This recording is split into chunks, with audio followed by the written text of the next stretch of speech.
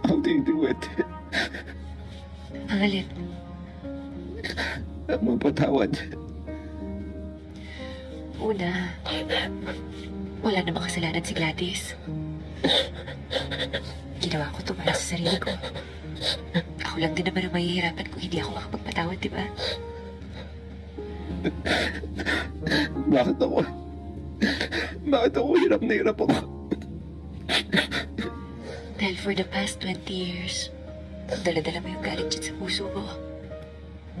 Siyempre, mahihirapan ka talaga mag-let go.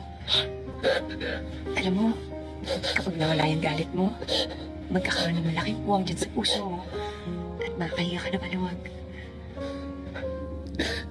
Ayoko na makaramdam ng ganito.